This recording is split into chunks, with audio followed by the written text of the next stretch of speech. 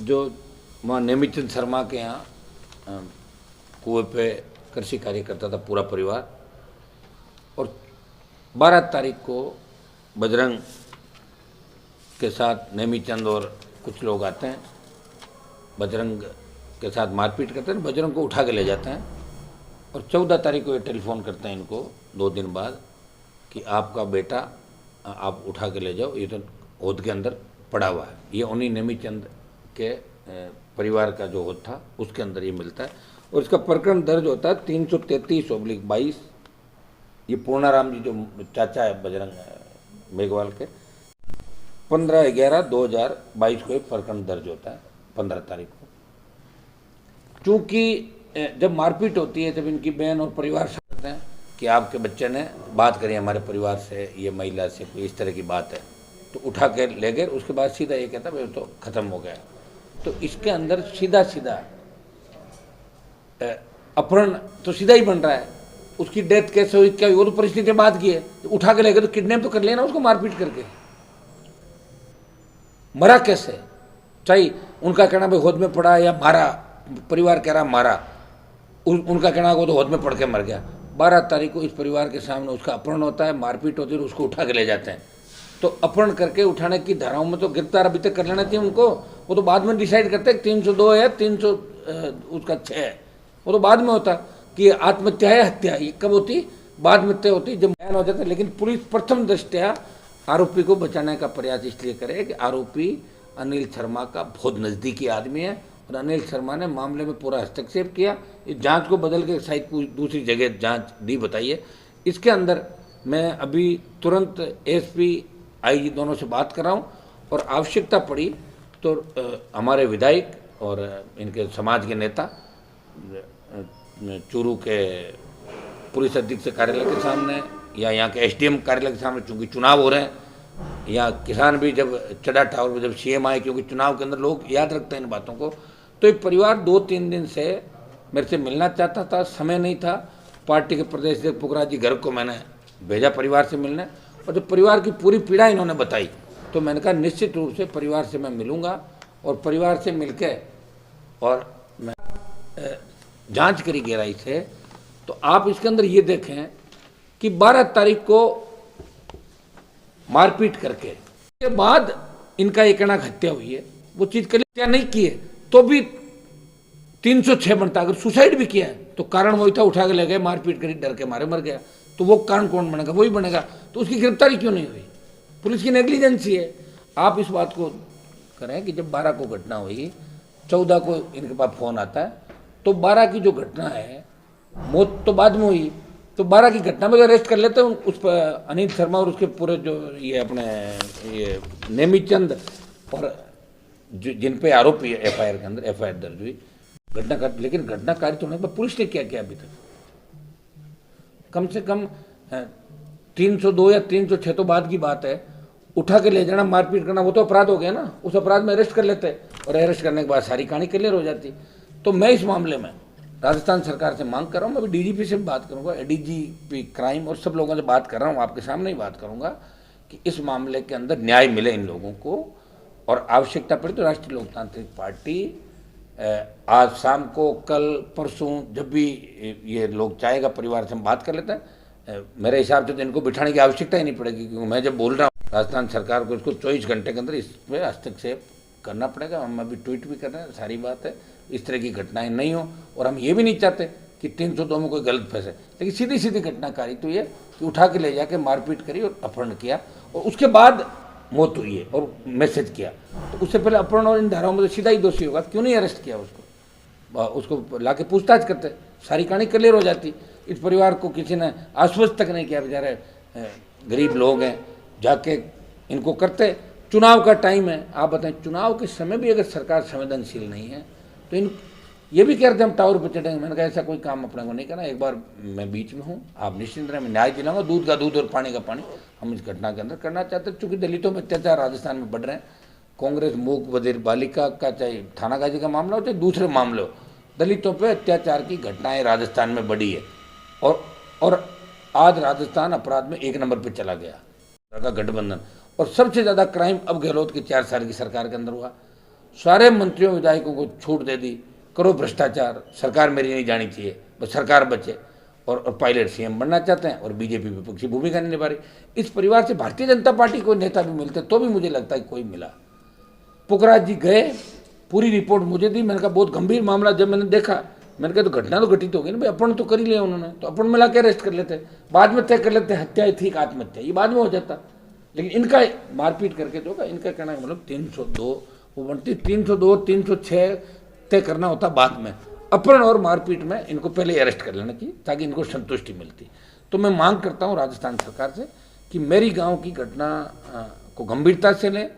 और इस इलाके में चुनाव है, सरकार के सारे मंत्री मुख्यमंत्री 3 बार आए, चक्कर लगा लिए, और इस तरह अगर पीड़ित को न्याय नहीं मिला तो राष्ट्रीय लोकतांत्रिक पार्टी इसको बड़ा मुद्दा बनाएगी, चुनाव के अंदर भी चुनाव के बाद भी। और इस परिवार को पूरा न्याय, इस मेघवाल परिवार को न्याय दिलाने का पूरा प्रयास हनुमान बेनीवाल हमारे पार्टी के प्रदेश अध्यक्ष जो शेड्यूल कास्ट इसी समाज से आते, पुखराज जी गर्ग, इंदिरा जी बावरी, भाई बाली जी, सारी जो टीम है, और हम लोगों ने सही लाएंगे। हो सकता है कि आपको पूरी बात की जानकारी ठीक नहीं थी, आपको इस गहराई में चुनाव के दौरान शायद ध्यान नहीं रख पाए, बिजी थे हम सब लोग। इस बात में ध्यान अपने को रखना चाहिए था कि 12 को जब घटना हुई है तो घटना घटित होते ही 14 को बताते हैं कि साहब ये तो औद के अंदर मरा हुआ पड़ा है, तो 12 को उठा के ले गए ना, 13 को सुलाया थोड़ी वापिस ला के इनके घर पे।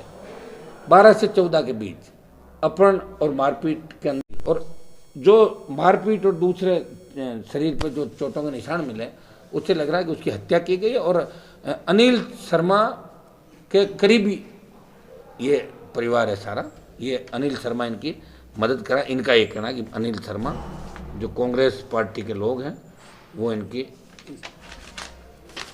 मदद कर। नेमीचंद बात नहीं हो सकती। मैं कांग्रेस पार्टी पर आरोप लगाना चाहता हूँ कि जिन लोगों के दम पे कांग्रेस ने सत्ता हासिल की राजस्थान में, जिन लोगों के दम पे कांग्रेस आज दिल्ली में बैठी सत्ता में, उन्हीं लोगों के बच्चों को अगर कांग्रेस पार्टी न्याय नहीं दिला पा रही है, जब चुनाव के दौरान न्याय नहीं दिला पा रही, सीएम 3 बार आते हैं, जब न्याय नहीं दिला पा रही, कई किसी को टावर पे चढ़ना पड़ता है किसान को, कि किसी को थक हार के ये कहना पड़ता है हनुमान जी आप आखिरी उम्मीद हो, न्याय दिलाओ। तो मैं इसमें अपील भी करूँगा, और अभी एक बार डीजीपी और तमाम आईजी एसपी सबसे बात करके, और जहाँ भी ये लोग तफ्तीश में करेंगे, जल्दी से जल्दी आरोपियों की गिरफ्तारी हो, कार्रवाई हो। कल ही हम इसके अंदर ये पूरी टीम के साथ बैठ के तय कर लेंगे अगला पड़ाव। इस परिवार को पूछ लेते हैं ये क्या चाहते हैं, उसी हिसाब से हमारा ये रहेगा, धरना देना पड़ेगा या घेराव होगा, जो भी होगा अगली रणनीति हम तय करके आपको बता दें।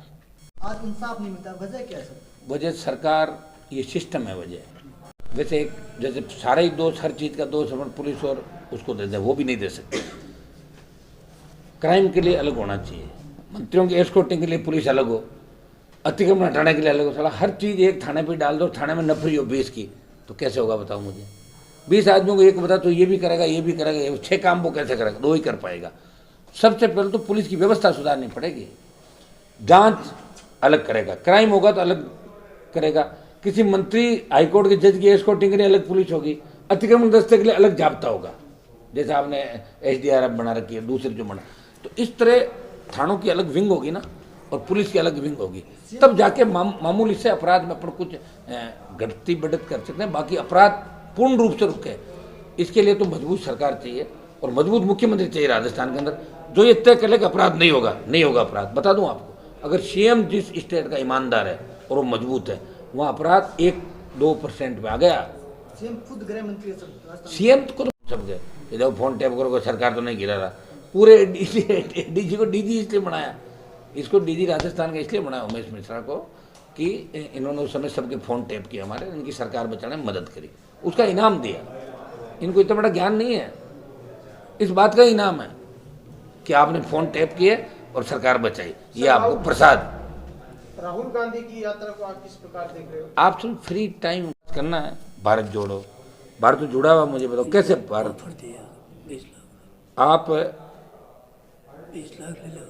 आप ये बताएं कि भारत जोड़ो मकसद क्या है, कैसे भारत जुड़ेगा बताओ? एक स्टेट के एक कोने में निकल के कुछ स्टेट में घूम लेगा, टाइम पास कर रहा है। भारत जोड़ने से पहले इनके खुद के परिवार पर जिस तरह के चार्जेस लगे हैं करप्शन के, जो मुद्दे इनको उठाने चाहिए, अग्निपथ पे कांग्रेस को स्टैंड लेना चाहिए, लिया तो नहीं। किसान आंदोलन में कहाँ गई कांग्रेस पार्टी? जब हम सब आए तब पीछे से बयान दिए, झूठे नाटक कर रहे हैं, लोग हाईवे पर जा रहे हैं, हरियाणा पुलिस को कह रहे हैं हमें रोको तो सही, नहीं तो फोटो कैसे छपेगी। सारे चले गए ना एमएलए, अरे कोई रोको नहीं, फोटो नहीं छपे, देखो कोई नहीं आ रहा रोकना, पर फोटो कैसे छपे, अखबार में कैसे आए, इसी चीज़ में लगे हैं। राहुल गांधी को तो देखो देश में कोई सीरियस लेता भी नहीं, इसलिए राहुल गांधी, लेकिन अभी मोदी जी जिस हिसाब से चल रहे हैं देश में, इनका भी मुझे नहीं लगता ठीक होगा। नहीं, किसान अडानी अंबानी को सारा देश दे दिया, मैं तो कह रहा हूँ पूरा मीडिया भी करीब करीब दिल्ली का मीडिया जो छोटा मोटा खिलाफ बोलता था उनको भी इन्होंने अपने पास ले लिया, रख लिया, सारे में पूरा तंत्र कब्जे में कर लेंगे। लेकिन ऐसा हुआ नहीं कभी, क्योंकि जब भी ऐसा करने का प्रयास किया गया तो लोकतंत्र में उसका विरोध हुआ। इंदिरा गांधी ने इमरजेंसी लगाई थी और लोगों ने इंदिरा गांधी को घर बिठा दिया था। तो इनका भी लंबा दादागिरी नहीं चलेगी, क्योंकि देश का हर व्यक्ति काम चाहता है, रोजगार चाहता है, सुरक्षा चाहता है, वो तो कहीं भी नहीं है। कहाँ है बताओ मुझे, दिल्ली की सरकार क्या कर रही है? कांग्रेस ने तो बर्बाद किया ही था देश को, दिया। लोग ये भी पूछ रहे हैं बीजेपी ने क्या कर दिया, तो उस नाम से खाली नारों से पेड़ थोड़ी भरता है। आम आदमी को रोजगार भी चाहिए, उसको सुरक्षा भी चाहिए। किस चीज़ में इंडिया आगे बढ़ा बताओ? चाइना तो इंडिया की ज़मीन पर कब्जा कर गया, 10 बार लड़ने आ गया, रोज़ हमारे शहीद हो रहे हैं वहाँ पे, रोज़ आतंकी हमलों में लोग शहादत दे रहे हैं। तो कौन सी सुरक्षा मिल गई? अभी तो सुरक्षा इन 8 सालों में तो हमें दिखी नहीं सुरक्षा कि कोई नया कुछ हो गया हो भारत के अंदर, या नया राजस्थान में हो गया। यहाँ बीजेपी की स्थिति देख लो आप, किस तरह कर रही भारतीय जनता पार्टी। ये चुनाव में आप देख लो कि एक ग्रुप कहाँ जा रहा है, 3 कहाँ जा रहे हैं, 6 कहाँ जा रहे हैं, कौन आ रहा कौन जा रहा, कोई अता पता ही नहीं। बीजेपी तो सोच रही कि बैठे बैठाए वोट उनको मिले, 150 सीट मिल जाए, फिर लूट खचोट करना है। और मिला जुली का खेल राजस्थान में चल रहा है। इसकी वजह से ही ये अत्याचार अपराध बढ़े राजस्थान में। लोगों को हौसले बढ़ गए ना, मर्डर कर देंगे, बचा लेंगे, नेता बैठे हमारे, तो बढ़ गया। भू माफिया, बजरी माफिया, देखिए पूरे राजस्थान को बजरी माफिया चला रहा। जो वसुंधरा को पैसे देता था ये बजरी माफिया, एक व्यक्ति ने पूरे राजस्थान को खरीद रखा। गुंडागर्दी की अति हो गई कि बजरी माफिया किस तरह लोगों को कुचल रहे हैं, हत्या कर रहे हैं बाड़मेर के अंदर। कोई नहीं बोल रहा है इनके खिलाफ। आरएलपी लड़ाई लड़ रही है और इस चुनाव के बाद मजबूती से हम लड़ाई लड़ेंगे राजस्थान की जितने भी मुद्दे हैं उन सब मुद्दों को लेकर। सर, विद्युत विभाग की लापरवाही वो लगातार, इससे हजारों जानें चली गई लोगों की। सरकार क्या करती है कि 5 लाख रुपए कर दिए, पहले 2 लाख देते थे, 5 लाख कर दिए, पहले 1 लाख, 2 लाख, 5 लाख, थोड़ी देर होते हैं फिर 5 लाख रुपए दे देंगे और आपको उसमें पैसे भी नहीं मिलते लोगों को। बाद में कहते जांच में नोटिस मिलेगा, इसलिए पैसा नहीं देते। सरकार को लगता है कि जब किसी की जिंदगी की कीमत पैसों से आंकी जाए, यहाँ तो क्या है, मुआवजा लिया, लोग भी सेटलमेंट कर लेते हैं कि भाई मुआवजा मिल गया, मुआवजा मिल गया। कारण क्या है? कारणों पर नहीं जाते। तो विद्युत विभाग में तो भारी भ्रष्टाचार हुआ है साहब। विद्युत विभाग में 1 लाख करोड़ से ज़्यादा घाटे में चल रही कंपनियां। 1 लाख करोड़ तो अगर किसानों को, और 20 साल में किसानों की सारी बिजली माप और वैसे ही चलाते तो भी 1 लाख करोड़ का नहीं लगता। ये कहाँ गए 1 लाख करोड़? किसने ऑडिट कराई कंपनियों की? नहीं कराई। भारी भ्रष्टाचार, मंत्री खरीद में, सारे सिस्टम, आईएएस जो भी थे वो उसकी अभियोजन स्वीकृति नहीं देते, वो बाहर करवा देते हैं। तो मिला जुली का खेल राजस्थान में चल रहा है, आप जान रहे हो। इसलिए कह रहा हूँ मजबूत लोकायुक्त होना चाहिए। भयमुक्त, अपराध मुक्त राजस्थान कैसे होगा? जब यहाँ की व्यवस्था ठीक होगी, रोजगार मिलेगा लोगों को। सर, राजस्थान में पायलट का आएगा बताओ? अगर मान लो सीएम बना भी दे 6 महीने के लिए, तो कहाँ भविष्य? बिखर जाएगी, टूट जाएगी कांग्रेस पार्टी। और वो तो उसी समय एक बार ही होता है क्रेज किसी का, हमेशा नहीं होता। सर, आप कांग्रेस भाजपा दोनों के ना, अभी तो पहले ये तो जीते सेमी सरकार को भी घेरते हो, तो ऑप्शन तो घेरूंगा ही मैं। जो सरकार होगी उसको घेरूंगा, जो सरकार होगी उसके मैं खिलाफ। ऑप्शन भी करेंगे ना, ऑप्शन आएगा, एक दिन में थोड़ी होता ऑप्शन। अभी आप ये भी कह दोगे आप गुजरात में प्रचार क्यों नहीं करे? वहाँ नहीं करूँगा मैं, मेरा मन है। मैं कहाँ करूँगा, किसका करूँगा? ऐसे मैं कोई कांग्रेस का जाके थोड़ी करूँगा कहीं पे। मुझे राजस्थान में 2023 के अंदर व्यवस्था परिवर्तन की लड़ाई लड़नी है। राजस्थान 23 में अगर फतेह हासिल होती है तो 24 में देखेंगे हमें किसका साथ देना। वो 24 आएगा। मैं तो तीसरे मोर्चे की बात करता हूँ हमेशा। सरदार साहब उपचुनाव में आपने मुझे और जबरदस्त जन समर्थन गाँव के अंदर शहर में मिला और अच्छी स्थिति, चुनाव जीतेगी राष्ट्रीय लोकतांत्रिक पार्टी। नया एक इतिहास बनेगा सरदार शहर के अंदर। जब वोटिंग मशीन खुलेगी तब नया चमत्कार होगा सरदार शहर के अंदर। शायद जिसका अंदाज आप लोगों ने भी नहीं लगाया होगा कि ऐसा भी हो सकता है कि सरदार शहर का बदलाव होगा सरदार शहर में, और बहुत बड़ा बदलाव होगा सरदार शहर के अंदर। सर्व समाज वोट दे रहा है राष्ट्रीय लोकतांत्रिक पार्टी, सारी जातियाँ वो बदलाव चाहती है। सरदार शहर में मंदिर का कहीं विकास नहीं। मैं कह रहा हूँ 33 केवी की जीएसएस नहीं, एक ये व्यवस्थाएँ, सड़क, पानी, स्कूल, बिजली, नहरी पानी का जो क्षेत्र ये चाहते तो ये सिंचित क्षेत्र बन सकता था सरदार शहर के अंदर। हरियाणा पंजाब हिस्से का पानी नहीं दे रहा है। आप ही बताएं कौन पैरोकारी करेगा? राजस्थान के हितों की भी दिल्ली में कोई पैरोकारी नहीं कर रहा, और यहाँ जिनको मौका मिलता है वो काम करते नहीं। 35 साल में भंवरलाल जी मंत्री भी थे, तो कम से कम खुद के इलाके में तो खेत के नहर ले आया था, कौन मना कर रहा था? उन्हें नहीं लाए। बीजेपी भी थी, नहीं किया काम। तो विधायकों को देखा मैंने, दोनों की परफॉर्मेंस मेरे साथ रहे दोनों। सर आप मैं तो खड़े होते देखा भी नहीं इनको कोई एक मामला भी उठाते। चुनावी सभा में आप अम्बेडकर की मूर्ति बाबा साहब की मूर्ति लगे। बाबा साहब किसी एक जाति के नहीं, उन्होंने संविधान के अंदर हमें शक्तियाँ दिलाई और वोट का अधिकार दिलाया, इसलिए सारी जातियों को तो क्या कि कई बार आपसी हो जाता है ये मेरा ये मेरा। मुझे नहीं लगता उनके प्रति कोई भाव सारी जातियाँ बाबा साहब को मानती है, और उनकी मूर्ति की लंबे समय से मेघवाल समाज के साथ साथ सर्व समाज मांग कर रहे हैं यहाँ पे। तो हम चाहेंगे कि मूर्ति लगे, और मूर्ति का मैंने इनको कह दिया बजट जितना भी होगा 20% पैसा हम दे सकते हैं हमारे MP कोटे से बाहर भी। मैंने कहा पूरा जो भी होगा 20-30-50 लाख रुपए जो बनते हैं मूर्ति का मैं करवा। जगह भी बात करेंगे टैक्सी नगर पालिका और मिलकर जो जहाँ जगह कोई देखेंगे कौन सी जगह हो जिसमें बैठ के तय करेंगे हम। सब क्षेत्र के लोगों के पास किसान है जो उनके पास एक अम्बेडकर छात्रावास का इशू यहाँ का नहीं होने की बहुत वजह बड़ी से कमी खेती है। नहीं होती और वो आर्थिक रूप से सक्षम नहीं हो पा रहे। आप किस तरह के प्रयास नहर की सिंचित क्षेत्र बढ़े, यहाँ पानी आए खेत के सिंचाई आ जाएगा। यहाँ तो नज़दीक है पानी, पहले तो एक बार था उस समय, लेकिन रावला गढ़सना आंदोलन की वजह से कट गया था। करा देंगे, कोई बड़ा इशू नहीं है यहाँ का। यहाँ नज़दीकी इलाका है, पानी नज़दीक है। एक तरफ आपकी ये जो रावतसर का और सारा इलाका लगता है, वहाँ पर सिंचित क्षेत्र लगता है। यहाँ बड़ा जोर नहीं आएगा नहर आने में, यहाँ आराम से आ सकती। तारानगर और सरदार शहर में जो हमारी योजनाएं बंद पड़ी इनको चालू करा कर करवा देंगे दोनों जगह। सर एक हेलीकॉप्टर से सभा की गई, ये पहली बार शायद RLP ने प्रयोग किया, हमने तो आज तक देखा नहीं। ये कैसे RLP बनी, ये भी पहला प्रयोग था। हुंकार भरी, ये भी पहला प्रयोग था। दोनों पार्टियों के खिलाफ मोर्चा खोला, ये भी प्रयोग था। सत्ता छोड़ी दिल्ली में, ये भी हमने प्रयोग किया। हमने प्रयोग किया कि दलितों को आगे लाओ, किसानों को आगे लाओ। आप देखिए विधायक जो बैठे हैं इंदिरा बावरी जी, पुखराज जी करके, मेरा ही प्रयोग था। ये आज सारे जो टीम बैठी है, लालचंद जी मूंड को लाएं, ओंकार जी बाली, ये RLP का प्रयोग था कि 57 जो लड़ाए उनमें ज़्यादातर हर वर्ग हर जाति का लड़ाए, ज़्यादातर नौजवान लड़ाए, और बड़े बाप की जो औलाद है उनको नहीं लड़ाया। सेकंड पीढ़ी के नेता, हर समाज में नए नेता तैयार किए, हर समाज के, और उसी का परिणाम है कि आज जनता दोनों हाथों से आशीर्वाद दे रही है। देखिए पूरी ताकत लगा रही सरकार की तंत्र है, उसका दुरुपयोग करने का भी प्रयास करेगी, लेकिन हम उसको रोकेंगे। भाजपा ने तो मुझे लग रहा है हथियार डाल दिए, मुझे ऐसा लग रहा है भारतीय जनता पार्टी हथियार डाल रही है। भाजपा का अब कोई फर्क भी नहीं पड़ता जीत तो हारो क्या है उनका। वैसे भी बल्लभ नगर में 4थे नंबर रहते हैं, वहाँ 3rd रहते दरियावत, उनकी आदत पड़ गई 3 और खुद ही वो कह रहे थे उनके प्रभारी अरुण सिंह कह रहे हैं हम तो उपचुनाव हारते हैं। खुद उन्होंने हार मान ही रखी है ना पहले से। तो मुकाबला यहाँ पे आपको कांग्रेस और राष्ट्रीय लोकतांत्रिक पार्टी के अंदर है मुकाबला। ऐसा तो नहीं है कि भाजपा इसका पता नहीं चलता, इसका तो अपन कैसे कह सकते हैं? ऐसे कैसे भाजपा का वोटर कांग्रेस को वोट क्यों दे? ऐसा भी तो हो सकता है कि भाजपा हारती दिखे तो भाजपा का वोटर RLP को वोट दे दे, ये भी तो हो सकता है। कहते अपने तो कांग्रेस को हराना।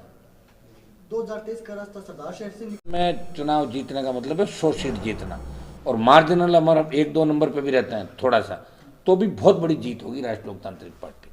लेकिन अगर जीत होती है तो 100 जीतना है राजस्थान में। सर हनुमान बेनीवाल का इंतजार रात को काफी महिलाओं की भी भीड़ आपकी सभाओं में देखी गई सर। पहली बार मातृशक्ति भी खुल के समर्थन दे रही है। माताएं बहनें बच्चे निकल पड़े व्यवस्था परिवर्तन के लिए। वो कहते हैं कि हमें ऐसा राजस्थान चाहिए जहाँ न अपराध हो, काम हो, हमारे बच्चों की सुरक्षा हो, हमें कर्ज मुक्त किसान, हमारे सपनों का राजस्थान। थाने में जाए तो इज्जत हो, तहसील में जाए तो मान सम्मान हो, पीने का पानी शुद्ध मिले, सिंचित क्षेत्र हो, हरा भरा राजस्थान हो। हर माँ बहन यही चाहती है कि हमारे बच्चों की सिक्योरिटी कैसे हो। दोनों सरकारों को देख ले, परेशान सब है और मदद करना चाहते हैं। और अच्छा हमारा जो समय रहा अच्छा रहा। आज भी कुछ गाँवों के अंदर मैं कार्यक्रम करके जाऊँगा, और रात का भी प्रोग्राम बता रहे हैं। कल सही शेर का कार्यक्रम रख रहे हैं लोग, तो कल प्रचार जब तक नहीं थमेगा तब तक हम दौड़ते रहेंगे। बाकी नेता तो चले गए अपनी टाटा बाय बाय करके। गहलोत साहब ने 3 बार बुला लिया RLP की वजह से, तीन बार फिर आए। मतलब अशोक गहलोत के लिए भी प्रतिष्ठा की सीट है कि अगर कांग्रेस हार गई तो कुर्सी चली जा सकती है। सर गहलोत 3 बार आप चुने में वसुंधरा राजे पुरुष सिंह वो सरदार से नहीं, ये क्या अंदाजा? उनका तो क्रेज नहीं ना, सही सुना सेल्फी भी नहीं रहता उनके साथ। सर इस चुनाव में दलित और मुस्लिम वोटर सबसे ज्यादा नजर है इस वक्त, ट्रम्प कार्ड हो सकते हैं इस बड़ा वोट बैंक है, हार जीत तय करेगा। और हमें तो लगता है कि हमारी तरफ आएगा काफ़ी वोट, दलित मुस्लिम मदद करेगा, क्योंकि जहाँ जहाँ मोर्चे बने देश के अंदर दलित मुस्लिम के साथ बड़ी जाति आई। देखिए 2-3 जातियों का गठजोड़ के बिना मोर्चे नहीं बने कहीं भी। तो दलित मुस्लिम अगर साथ आ जाए किसान तो हो गया, फिर जीत हो गई 20-30 हज़ार वोटों। तो दलित मुस्लिम जीत का मुख्य वो रहेगा। प्रयास कर रहे हैं, कोशिश में हर बात कोशिश तो पूरी कर रहे हैं। समझा रहे हैं सैन तो क्या समझा रहे हैं उनको, भाई अब नया राजस्थान जी। मैं मुस्लिम वार्डों में घूमा, शेड्यूल कास्ट के गाँव में वार्डों में देखा, विकास कहीं नहीं है, कोई काम नहीं हुआ। देखिए उम्मीद तो है कि पूरा वोट डालेंगे सब लोग मिलके, नया निर्माण करेंगे राजस्थान का। शुरुआत सरदार शहर से होगी। सर आरएलपी पार्टी अगर जीतती है तो सरदार शहर में, और अगर हार भी जाते हैं तो भी मुझे आना तो पड़ेगा ना। अब मैं जुड़ गया, जैसे सुजानगढ़ जुड़ा, हर तो आते हैं लोग बाग, तो अटैचमेंट हो गया मेरा। ये एक फसल बीमा का बड़ा मुद्दा किसानों का है, जिसमें प्रीमियम ले लिया और कभी वापस क्लेम नहीं दिया। एक तो पूरे इलाके का जो भी मामला हम यहाँ तय कर लेंगे, आ जाएंगे एक दिन 2-5 घंटे और पूरा क्लेम किसानों को दिलाएंगे। 1-32 के 2 नए GSS और 20 नए 33 के GSS सरदार से बनते ही एक बार काफ़ी सुधार आ जाएगा। एक अस्पताल जो है इसको ट्रॉमा के साथ साथ हाईटेक अत्याधुनिक अस्पताल इसको बनाए, ताकि आम जन को राहत मिले। ये प्रमुख अभी 3-4 मामले जिनमें हम तुरंत कार्रवाई कराएंगे, और उसके बाद खेत के सिंचाई का पानी, मीठा पानी वो चलता रहेगा। आज की प्रेस वार्ता एक हम चुनाव जीतेंगे मजबूती से। सरदार शहर की जनता ने हमारा साथ दिया, सबको धन्यवाद भी ज्ञापित करते हैं। और 5 तारीख तक सरदार शहर के अंदर एक है, और सारा चुनाव कराने के बाद हम उम्मीद के साथ जाएंगे, हम चुनाव जीत रहे हैं। सब मैं अपील करता हूं लोगों से कि इस बार इस परिवर्तन की लड़ाई के अंदर अपने भाई का साथ दें। दोनों पार्टियों को देखा, इस बार हमें परखो आप। तो सोशल मीडिया पर तो आज प्रमुख आज की टाइम में ज़्यादातर लोग सोशल मीडिया और जितने भी आपके ये डिजिटल प्लेटफॉर्म है, इन पे ज़्यादा रुचि रखने लग गए। प्रिंट के कंपटीशन में आप बहुत आगे निकल गए। तो ये तो तय है कि सोशल मीडिया वाले बच्चों की बहुत बड़ी फौज है, और उस फौज ने इस चुनाव को उठाया। वो चाहे जब ट्रेंड करा देते हैं, चाहे जिस मुद्दे को करा देते हैं। और निश्चित रूप से सोशल मीडिया की बहुत बड़ी भूमिका राष्ट्रीय लोकतांत्रिक पार्टी को सरदार शहर में जिताने के अंदर रहेगी। और सोशल मीडिया आजकल आप गांव में देखिए कि हर व्यक्ति फ़ोन में ताज़ा घटनाक्रम हालात देखने के लिए ग्रुपों में लोग अलग अलग जुड़े हैं, सारी बात करने को रेडी क्या चल रहा है। तो सोशल मीडिया की रात को 12 बजे 2 बजे हम सभाएँ करें, 3 घंटे लेट तो पहले ही पता लग जाता उस गाँव में, तो उसी हिसाब से लोग 15 मिनट पहले आ जाते हैं। तो इसका सोशल मीडिया का उपयोग तो बहुत बड़ा, देश के अंदर जो क्रांति आई है वो सोशल मीडिया के बाद ही बड़ी क्रांति देश और प्रदेश के अंदर आई है। और सोशल मीडिया के अंदर अगर हम चल रहे हैं तो इसका मतलब आप समझ लो कि सोशल मीडिया की बहुत बड़ी भूमिका है। और सोशल मीडिया के अंदर जिस तरह हमारे इंदिरान जी MLA साहब और सबको दिखाया, हमने प्रयास भी किए हैं, गांव गांव डांडी डांडी जाके सब जगह सब लोग गए, प्रयास किया, परिणाम अच्छा होगा। लालचंद जी का भी व्यक्तिगत बहुत बड़ा यहाँ पे जनाधार, और लोग पसंद करते हैं, सीधे व्यक्ति हैं। हर कोई कहता है आदमी बहुत सीधे हैं, बहुत ही शुद्ध आदमी, शुद्ध आदमी। तो शुद्ध आदमी का लाभ इनको निश्चित रूप से शहर में भी इनको हर वर्ग हर समुदाय। एक मिनट और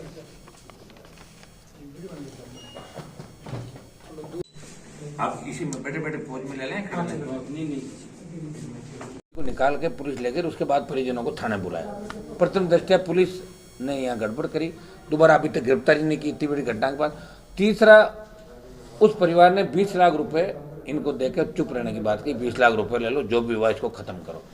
तो ये सारी बात मैं आपके माध्यम से कहना चाहूँगा, और मैं अभी बात भी कर रहा हूँ DGP IG सब लोगों से कि तुरंत इसके अंदर कार्रवाई हो, नहीं तो राष्ट्रीय लोकतांत्रिक पार्टी मेरी गांव के मेघवाल समाज के भाई बजरंग मेघवाल के परिवार को न्याय दिलाने के लिए आवश्यकता पड़ी तो आगामी हमारे हिसाब से रणनीतिक तहत सरकार को घेरेंगे, पुलिस थाने का घेराव या दूसरे हो वो करेंगे, और इसको न्याय दिला के ही दम लेंगे।